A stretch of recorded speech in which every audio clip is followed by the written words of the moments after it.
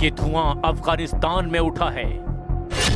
इस आग से फिलहाल तालिबान तिलमिला रहा है, लेकिन इसे पाकिस्तान की सेना की बुज़दिली की निशानी भी बता रहा है, क्योंकि ये हमला रात में हुआ, बेगुनाहों पर हुआ।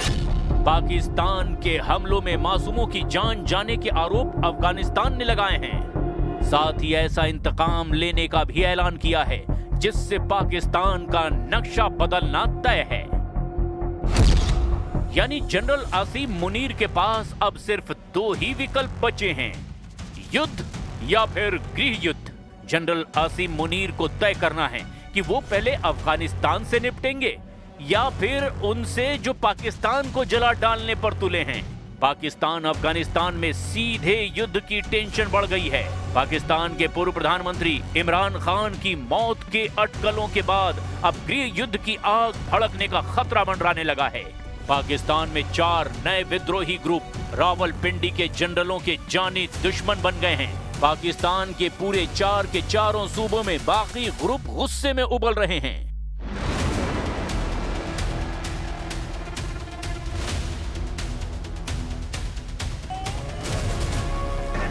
पाकिस्तान ने अफगानिस्तान पर फिर से हमला करके आत्मघाती कदम उठाया है। आधी रात पाकिस्तानी सेना ने अफगानिस्तान में भयानक हमला किया। इस्लामिक अमीरात अफगानिस्तान के प्रवक्ता ज़बीहुल्लाह मुजाहिद के मुताबिक 25 नवंबर की रात करीब 12 बजे खोस्त के गुरबुज जिले में मुगलगई में अंधाधुंध बम बरसाए गए।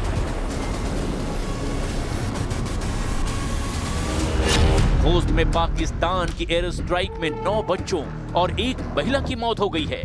तालिबान ने आम नागरिकों के घरों को निशाना बनाने का आरोप लगाने के साथ ही साथ आसिम मुनीर से बदला लेने का भी अब ऐलान कर दिया है। अफगानिस्तान दौलस खावरे दिफा अफगानिस्तान इस्लामी इमारत शरई वजीबा गणल कीगी और द हर मुतजाविज पर वड़ांदे बा अल्लाह जल जलालहु को मरस्ता और द खपल वलस को मलाकर बांधे लखा दिफा को। तालिबान की धमकी के बाद पाकिस्तान ने खोस्त हमले से पल्ला झाड़ लिया है। पाकिस्तानी सेना के लेफ्टिनेंट जनरल अहमद शरीफ चौधरी ने कहा, पाकिस्तान ने अफगानिस्तान पर हमला नहीं किया। पाकिस्तान कभी नागरिकों को निशाना नहीं बनाता है। जबकि तालिबान प्रवक्ता मुस्तफिर गुरबुज ने पुष्टि की कि हमला पाकिस्तान ने ही किया है। गुरबुज ने हवाई हमले में जंगी जेट और ड्रोन के इस्तेमाल की भी पुष्टि की है। तालिबान के मुताबिक खोस्त के साथ ही पक्तिका में भी पाकिस्तान ने बारूद बरसाया है। मतलब दा چې د کې د تنمو سنور د ناشنا خلک نشته دا ټول د څاګي اوسیدونکو دا یو شخصي کورو او په دې باندې برید وشو. پاکستان به رحمانه بریدونه کوي او ملکی کورونه ولیو تلفات خلکو تاړي د باري تاسو نه ټوله خوځیدل 2 منزله کورو او ماشومان هغه مطلب دا زخمیان او 2 منزله آبادی د منزله اړه دلته موږ غیر خلک نشته نه پوسټ شته ده او نه مطلب د ناشنا خلک مسشته. पाकिस्तान अफगानिस्तान में बारूदी टकराव के कई राउंड हो चुके हैं, जिसे रोकने के लिए शांति वार्ता की कोशिश भी की गई, लेकिन हालात सुधरने की बजाय बिगड़ते ही जा रहे हैं। पाकिस्तान के रक्षा मंत्री ख्वाजा आसिफ ने यह कबूल किया है कि तालिबान से रिश्ते सुधारने की सारी कोशिशें बेकार साबित हुई हैं। पिछले 3 साल में भी हमने उनके साथ ताल्लुक जो है ना एक सिविलाइज्ड रिलेशन रखने की कोशिश की है। अच्छाई की उम्मीद जो है जब तक बिल्कुल ही वो तमाम हदें पार न कर जाएं तो रखनी चाहिए।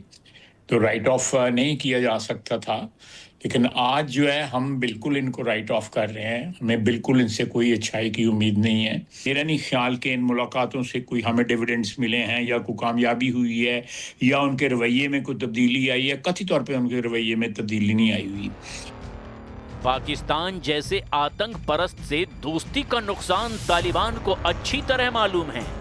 पाकिस्तान में आतंकी हमलों का सारा ठीकरा जनरल आसिम मुनीर अफगानिस्तान पर मड़ करके हमले कर रहे हैं। ऐसे शातिर जनरल से तालिबान हुकूमत दोस्ती करे भी तो आखिर कैसे? इस्लामाबाद और काबुल के बीच अचानक फिर तलवारें क्यों खींची? जरा इसे भी जान लीजिए। पिछले 20 दिन से पाकिस्तान में सीरियल अटैक हो रहे हैं। पाकिस्तान के परखच्चे उड़ने लगे हैं।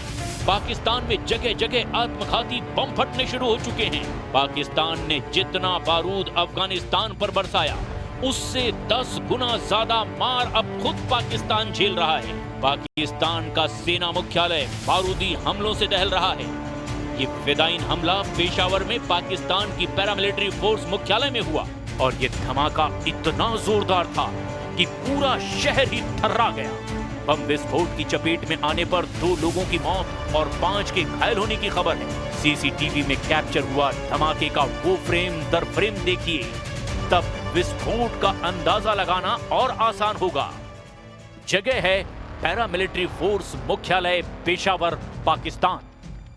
वक्त हुआ है 8:08 और 7 सेकंड। इसके बाद डिजिटल क्लॉक पर सिर्फ 5 सेकंड तक ही समय दर्ज हो पाता है, क्योंकि इसके बाद 3 आत्मघाती हमलावरों ने बम का ट्रिगर दबा दिया है। बम विस्फोट से चंद सेकंड पहले फिर से रिवाइंड करते हैं। सिर्फ 5 सेकंड पीछे फिर से देखिए। धमाके से पहले फ्रंटियर कांस्टेबलरी के हेडक्वार्टर में एक सुरक्षा कर्मी कुर्सी पर बैठा दिखता है। उसके सामने से एक बुजुर्ग मुख्यालय में दाखिल होता है। वहीं मुख्यालय के मेन गेट के पास से एक आदमी गुजरता है और इस बीच गाड़ियां वहां सड़क पर दौड़ती दिखाई देती हैं। लेकिन जैसे ही धमाका होता है, कोहराम मच जाता है। आग का बवंडर उठता है, धूल और धुआं फैल जाता है। राहगीर जो बम धमाके से पहले बहुत दूर निकल आया था, वो भी घायल हो जाता है। सुरक्षा कर्मी अपनी कुर्सी छोड़कर खड़ा होता है। बुजुर्ग जान बचाने के लिए भागता है। धमाके के शोर से राहगीर अपने कान ढक लेता है। सुरक्षा कर्मी, बुजुर्ग और जख्मी राहगीर फिर एक साथ आकर अपने अपने घाव देखने लगते हैं। लेकिन सड़क पर दौड़ती गाड़ियों का काफिला नहीं थमता। हालांकि बम विस्फोट के बाद उस तरफ लोग जाने की हिम्मत नहीं जुटा पाए। पाकिस्तान में सिलसिलेवार बम विस्फोट हो रहे हैं, लेकिन पेशावर फेडरल कांस्टेबलरी पर जो हमला हुआ वो बेहद खौफनाक हो सकता था। तीनों फिदाइन हमलावरों को अगर मेन गेट पर ही नहीं रोका जाता तो बहुत भारी नुकसान होता। At 8:11 a.m., a suicide attack was carried out at the Federal Constabulary Gate. 3 of our soldiers were martyred. There were 2 suicide bombers, and our constables stopped the attack as soon as they entered. They neutralized them immediately, which prevented major losses. 3 personnel were martyred and 2 were injured. We conducted a joint clearance operation, and everything inside has now been cleared. After securing the rooftops and the entire compound, we can say the area is fully safe. 20 दिनों के भीतर पाकिस्तान में 7 भयानक हमले हुए हैं। ज्यादातर हमलों के निशाने पर पाकिस्तान के सुरक्षा बल हैं। पेशावर सुसाइड बम धमाके की जिम्मेदारी अब तक किसी ग्रुप ने नहीं ली, लेकिन पाकिस्तान ने बम विस्फोट के आरोप अफगानिस्तान तालिबान पर लगा दिए हैं। हालांकि पाकिस्तान में 4 नए फाइटर ग्रुप के नाम सामने आए हैं, जिनके हमले का स्टाइल हूबहू तहरीक-ए-तालिबान पाकिस्तान जैसा है। पाकिस्तान के काल बन चुके 4 नए ग्रुप की डिटेल ये रही। हिफात कुद्स नाम का संगठन कुद्स फोर्स के पैटर्न पर बना बताया जा रहा है। 31 अक्टूबर 2025 को टेलीग्राम पर इस ग्रुप का चैनल बनाया गया। संगठन ने पाकिस्तान के बन्नू में 2 हमलों की जिम्मेदारी ली। इस ग्रुप ने पाकिस्तान की सरकार पर इजराइल का अच्छे से विरोध न करने के भी आरोप लगाए हैं।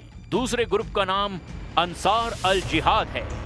ये तहरीक-ए-तालिबान पाकिस्तान का प्रॉक्सी ग्रुप माना जा रहा है, जिसका प्रवक्ता अब्दुल्ला अंसारी है। 30 अक्टूबर से अब तक कई जगहों पर अंसार अल जिहाद ने हमले की जिम्मेदारी भी ली है। पाकिस्तान में नया बना तीसरा ग्रुप है तहरीक-ए-लबिक पाकिस्तान फोर्स। इसे पाकिस्तान की एक राजनीतिक पार्टी से जोड़ा जा रहा है, जबकि ग्रुप ने दावा किया कि वो किसी पार्टी का हिस्सा नहीं है। तहरीक-ए-लबिक पाकिस्तान के पंजाब सूबे में एक्टिव है, जिसे पंजाब में टीटीपी के बढ़ते दबदबे का सिग्नल कहा जा रहा है। जनरल आसिम मुनीर की चौथी मुसीबत का नाम इस्लामिक अमीरात प्रोटेक्शन फोर्स है। 29 अक्टूबर 2025 को टेलीग्राम पर इस ग्रुप ने पहली बार मौजूदगी दर्ज कराई। पेशावर और दक्षिणी वजीरिस्तान में इस ग्रुप के लड़ाके एक्टिव हैं। कहा जा रहा है कि टीटीपी के लड़ाके ही इसे भी मॉनिटर कर रहे हैं।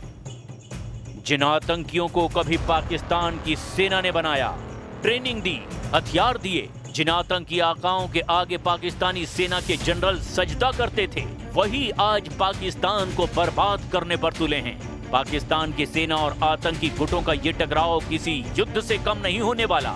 इस युद्ध को आसिम मुनीर वक्त रहते टाल सकते हैं, लेकिन सिविल वॉर से उनका बचना मुश्किल है। पाकिस्तान में सिविल वॉर की वजह पूर्व प्रधानमंत्री इमरान खान बन गए हैं। पाकिस्तान की अदियाला जेल में बंद इमरान खान से उनके परिवार के लोगों को 3 हफ्तों से मिलने नहीं दिया गया। इमरान खान की बहनें अलीमा, उज़मा और नोरीन बार बार अदियाला जेल के बाहर प्रदर्शन कर रही हैं। मार्च 2025 के बाद से इमरान खान का मेडिकल चेकअप नहीं करवाया गया है। 1 महीने से इमरान खान को वकीलों से भी नहीं मिलने दिया गया।